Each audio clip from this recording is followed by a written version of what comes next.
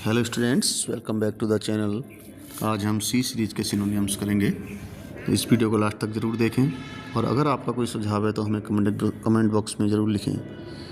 जिन्होंने अभी तक हमारा चैनल सब्सक्राइब नहीं किया है वो इस चैनल को सब्सक्राइब कर लें, और ताकि आने वाले समय में आपको इंग्लिश से संबंधित वीडियो मिलती रहें। तो आइए देरी ना करते हुए स्टार्ट करते हैं आज की वीडियो सी सीरीज़ के सिनोनिम्स।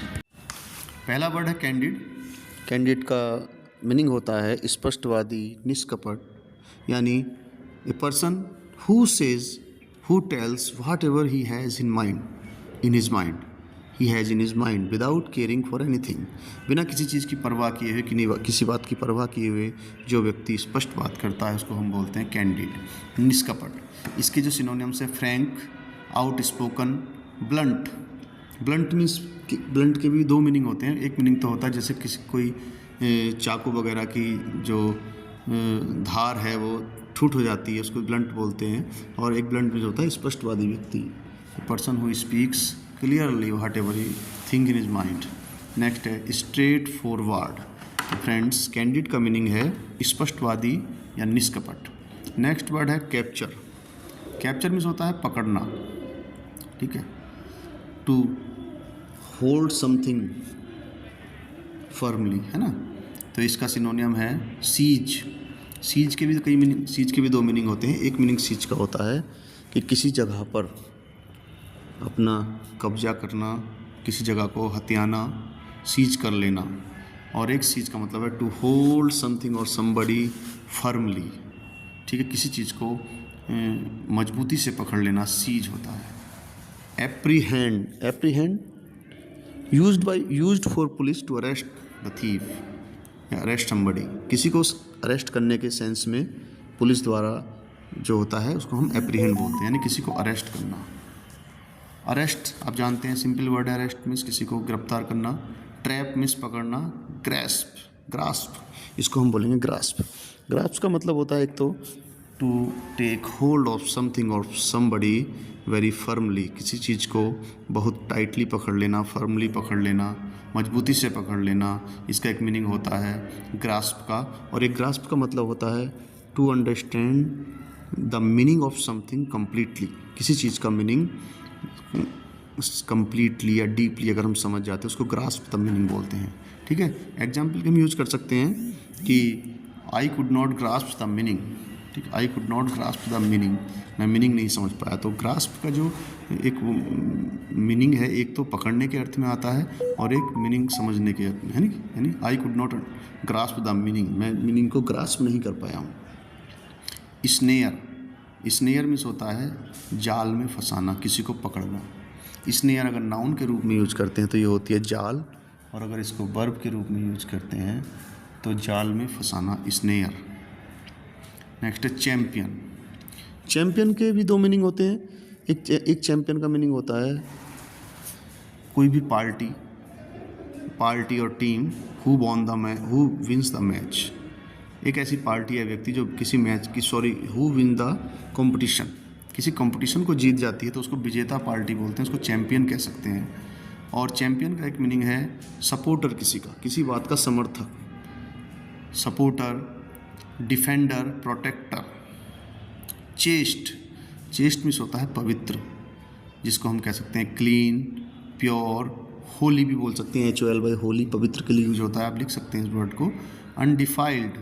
देखिए अनडिफाइल्ड जो वर्ड बना है डिफाइल से बना। डिफाइल एक वर्ब है जिसका मीनिंग होता है डिफाइल का किसी को अपवित्र कर देना, किसी चीज़ को डिफाइल कर देना। डिफाइल मीन्स होता है किसी चीज़ को अपवित्र कर देना, और उससे बना है अनडिफाइल, उसका उल्टा हो गया। और डिफाइल्ड होता है अपवित्र चीज़, है ना, डिफाइल्ड जिसको अपवित्र कर दिया गया हो, और इसी में अन लगा देते हैं हम, तो अनडिफाइल्ड यानी जो चीज़ अपवित्र नहीं हुई है, तो ये हो गई पवित्र चीज़ यानी chest.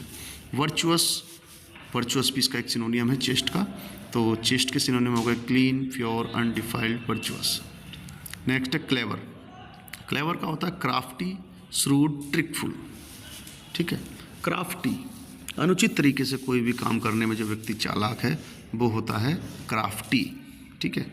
A man who is very clever in doing anything in improper way, ठीक है, किसी भी अनुचित ढंग से किसी काम को पूरा करने वाला व्यक्ति क्राफ्टी।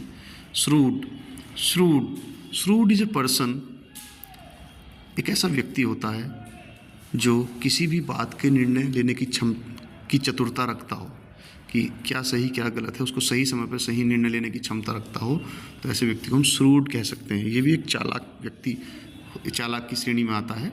ट्रिकफुल, ट्रिकफुल जो ट्रिक जानता हो किस तरह से कोई काम करना है, तो ये हो गया क्लेवर के सिनोनियम। नेक्स्ट है कमेंड। देखिए एक वर्ड है COMMAND, कमांड। कमांड मीन्स होता है आदेश, कोई भी ऑफिस। कमेंड के सिनोनियम है प्रेज, प्रशंसा करना, एडमायर, अप्लाउड, अप्रूव। देखिए प्रेज और एडमायर तो एक ही सेंस में आते हैं प्रशंसा करने में, और अप्लाउड जो होता है मोस्टली इसको होते हैं clap, clap to show that somebody is good. किसी की प्रशंसा में हम जब तालियां बजाते हैं, है ना, तो क्लैप करना, ताली बजा करके जब हम उसकी प्रशंसा करते हैं उसको अप्लाउड बोलते हैं, ठीक है, अप्लाउड का मीनिंग है। तो ये भी इसी सेंस में आता है, अप्रूव करना किसी को, अनुमोदन करना किसी का। नेक्स्ट है कॉन्सील, कॉन्सील मीन्स छिपाना, तो हाइड। वेल, वेल मीन्स पर्दा ढकना। श्राउड, फ्रेंड्स श्राउड को अगर नाउन में यूज करेंगे तो ये इसका मीनिंग होता है कफन। जब कोई व्यक्ति मर जाता है तो उसके लिए कफन तैयार किया जाता है ना, ए सीट और cloth that is put round the dead body, shroud. और श्राउड का मीनिंग होता है किसी चीज़ को ढक देना, to cover something, cover the body, है ना, श्राउड। डिस्गाइज, डिस्गाइज होता है वेश बदलना, यानी जो रियल वेशभूषा उसको बदल करके किसी, ताकि हम उसको कोई पहचान ना सके, उसको डिस्गाइज बोलते हैं, कवर कर देना, ढक देना। 41 है कंसर्न। कंसर्न का मतलब होता है चिंता, अगर नाउन के रूप में यूज करें चिंता, और कंसर्न को वर्ब के रूप में यूज करेंगे तो इसका मीनिंग होता है संबंध, ठीक है। तो कंसर्न के लिए हम एक तो एंग्जाइटी, वरी, ईगरनेस कर सकते हैं। एंग्जाइटी मीन्स चिंता, वरी मीन्स चिंता, ईगरनेस मीन्स होता है। और अगर कंसर्न को वर्ब के रूप में यूज करेंगे तो इसका मतलब है संबंध होना, ठीक है। कन्फेस, कन्फेस में स्वीकार करना। एडमिट, एडमिट करना किसी चीज़ को, एक्सेप्ट करना। एक्नॉलेज करना, एक्नॉलेज में भी स्वीकार करना होता है। और ऑन, ऑन के भी दो मीनिंग होते हैं। एक तो ऑन का मीनिंग होता है किसी चीज़ को पर अधिकार जताना, ऑन करना, ठीक है। और एक ऑन का मीनिंग जोर डालने के लिए भी होता है किसी चीज़ पर, जैसे I have my on car, मेरे पास मेरी अपनी गाड़ी है, तो किसी चीज़ पर जोर डालना, ऑन का प्रयोग हो सकता है। कॉन्फ्लिक्ट, कॉन्फ्लिक्ट होता है संघर्ष, ठीक है। कोई वाद विवाद की स्थिति या संघर्ष को हम कॉन्फ्लिक्ट कह सकते हैं, जिसके लिए हम fight, strife, clash, collision. Collision means भिड़त, भिड़ना आपस में, कोई व्यक्ति या ग्रुप भिड़ जाते हैं तो। स्ट्राइफ जो होती है, स्ट्राइफ एक तरह का विवाद होता है जो ग्रुप के बीच में, समूह के बीच में होता है, समुदायों के बीच में होता है, स्ट्राइफ हो जाता है। कॉन्टेस्ट, कॉन्टेस्ट मीन्स प्रतियोगिता, और कॉम्पैट मीन्स एक तरह का फाइट, स्पेशली इन वार, है ना, जब वार में कोई युद्ध में झगड़ा वगैरह को कॉम्बैट बोलते हैं।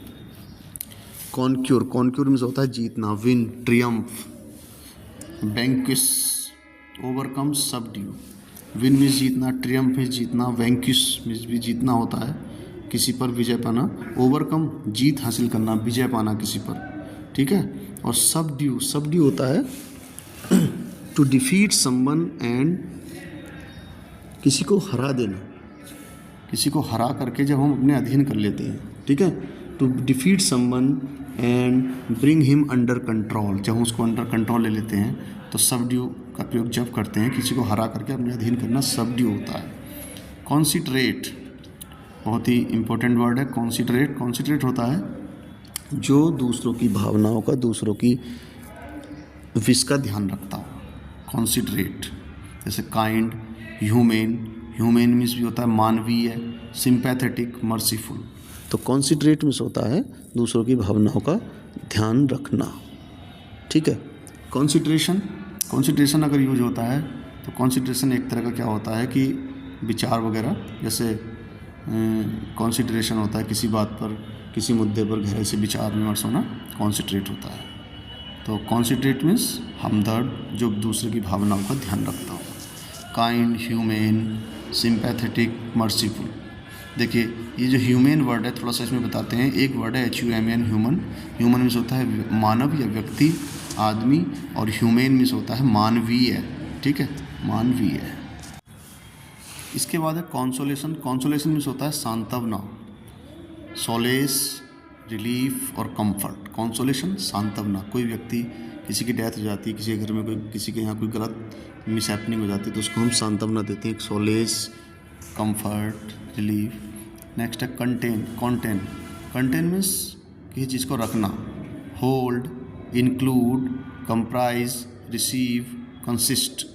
ठीक है, contain means hold, include, receive, comprise, consist. Next है कंट्रीब्यूट। कंट्रीब्यूट मीन्स होता है योगदान देना, यानी गिव, हेल्प, असिस्ट, किसी को असिस्ट करना, हेल्प करना, गिव करना। सब्सक्राइब, शेयर, सप्लाई, कंट्रीब्यूट होता है। कॉन्विक्ट होता है अपराधी, इसको हम क्रिमिनल, प्रिजनर और कैप्टिव कह सकते हैं।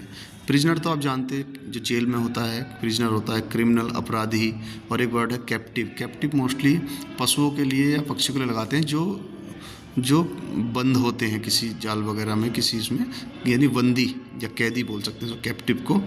ठीक है, नेक्स्ट है कोपियस, COPIOUS। कोपियस का मीनिंग होता है बहुत या विपुल, इन ए लार्ज नंबर, कोपियस। तो इसके लिए तो बहुत वर्ड है, एम्पल हो गया, प्लेंटीफुल हो गया।